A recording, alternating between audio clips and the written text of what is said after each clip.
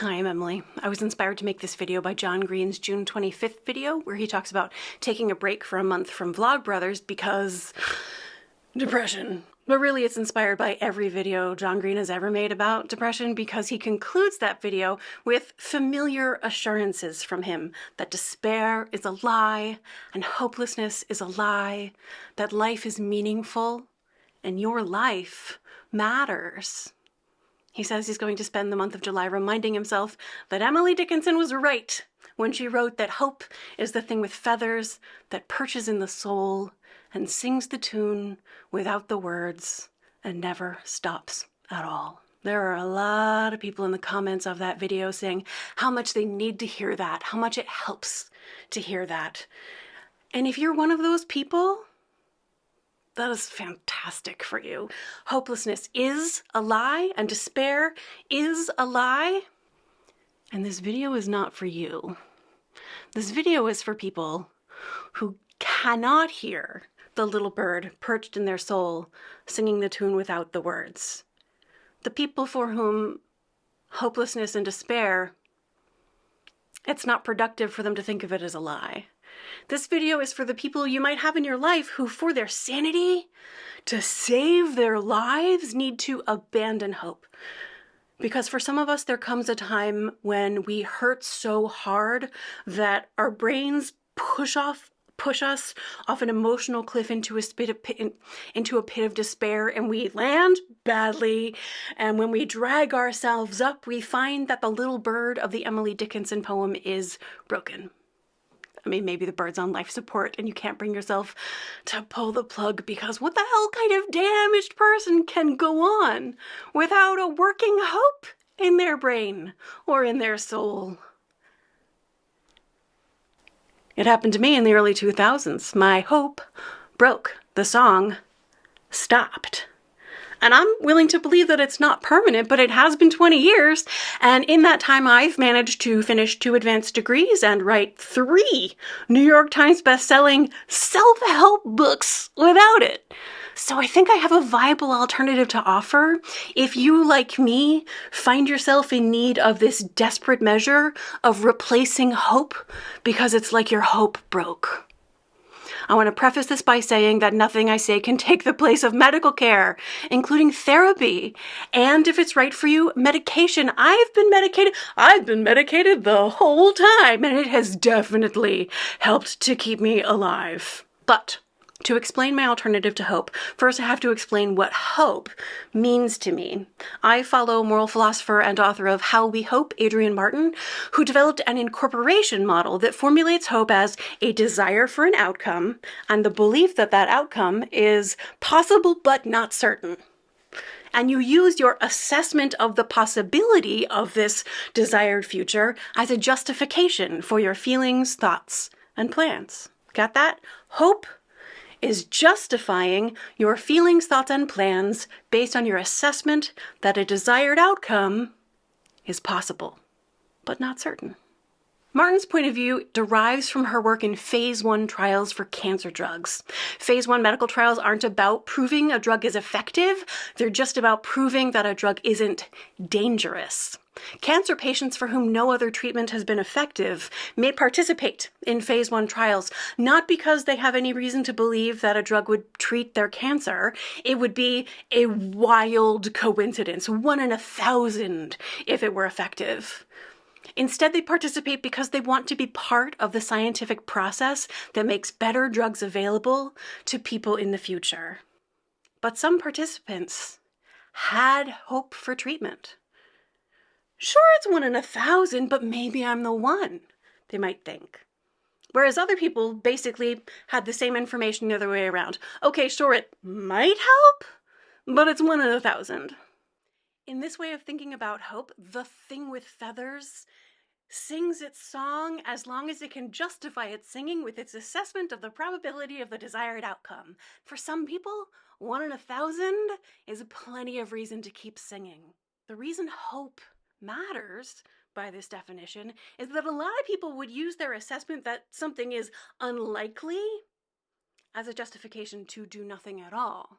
You see, no hope, no action. And that's why most people cling really hard to hope. They feel like abandoning hope is abandoning all reason to keep trying. And that is what broke for me. I had a series of life experiences that damaged the link between my assessment of whether or not a desired outcome is possible and whether or not I think, feel, or plan anything about that desired outcome. I lost my ability to justify my thoughts, feelings, and plans based on what I thought was possible. Super short version, I felt totally helpless, that nothing I do made a difference, that what I did might in fact make the world a worse place. But then I found what I call the secret medicine. Hope is a sustaining energy. It keeps us working through trials when we're being challenged. But it is contingent on that assessment of the probability of that desired outcome. What Adrienne Martin showed me was the language for a non-contingent sustaining energy, which cannot be interfered with by any assessment, no matter how dire, of the probability of a desired outcome. That non-contingent sustaining energy is what Adrienne Martin calls an unimaginable hope. What's a name for the emotion when you have no reason to believe that a wanted future may come to pass, and yet you continue to work toward it just as if you did believe you could make a difference? What is the name for that emotion when you walk toward the world you want, knowing that each step might be off a cliff? Adrienne Martin calls that faith. And look, I'm an atheist. And yet I walk with this thing she calls faith because I know what my job is here on earth, and I'm going to keep doing my job, even though I have good reason to believe I will never see the world I am working to create. My faith is not in any supernatural critter, but in the arc of history, bending toward justice, as long as all of us keep pressing it toward justice. I think this unimaginable hope is what Sonya Renee Taylor talks about when she imagines her ancestors being told they were free. She said, all their food, shelter, meager resources tied up in the institution of slavery. I am sure they feared what would happen as the Civil War raged, she said. Slavery was what was known. Freedom was the vast unknowable, except in their souls, in their very bones, she said. I think unimaginable hope, too, is what Sonya Renee Taylor invokes in her prayer for the collective. She says, I found myself today saying, please, life, surprise me. Shock me with your grace. Astound me with your kindness. Show me that there is something beyond what it is that I imagined. Show me what is beyond me, because what is beyond me is what we need right now. What is beyond us, what we know, what can be known. To be clear, she also talks about imaginable hope in beautiful, inspiring, and concrete terms when she talks about Terry Marshall's description of our world's challenges as a battle of imagination. She says our assignment is to imagine a different world, and I can do that. You can too. I hope you will. It is a powerful practice to imagine the desired outcome, imagine the world you want.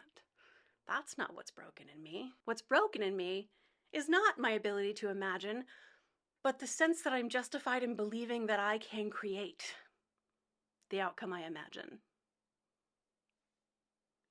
What's not broken in me is my sense that I am justified in believing that I am working to create what I can't imagine.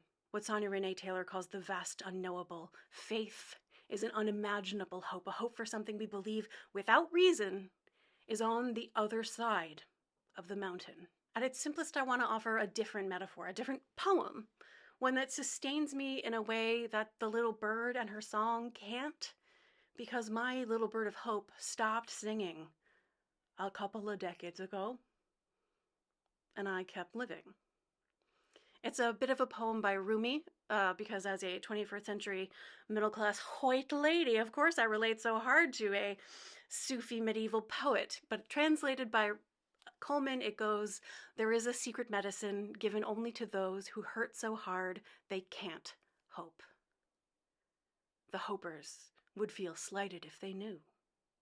The secret medicine I've been given is faith that something I'll never experience is on the other side of the mountain, and so I climb. Some days, when my depression is extra bad, my unimaginable hope, the secret medicine, is my belief without reason that even though I am in the deepest darkness, my next step will not be off a cliff, but onto solid ground.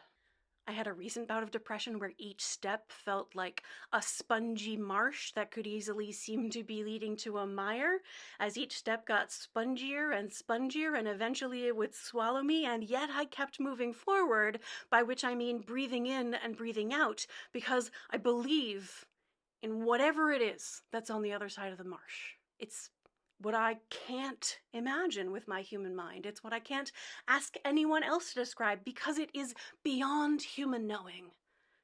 And that is how I survive. Sometimes even thrive without a functioning little bird. My hope is broken. Look, there's a lot of ways that I live with depression that doesn't follow standard therapeutic procedures, and I know that this is not for everyone. Adrienne Martin herself called unimaginable hope rather esoteric.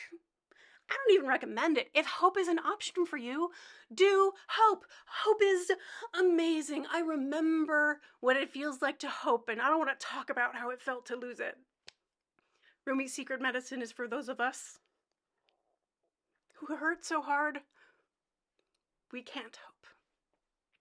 But even if your hope works, maybe you have someone in your life whose hope is broken, and maybe you can talk to them about the secret medicine. I've done other unorthodox things to cope with my depression. I have befriended my despair. Instead of saying that it's a liar, I developed a trusting and respectful relationship with it.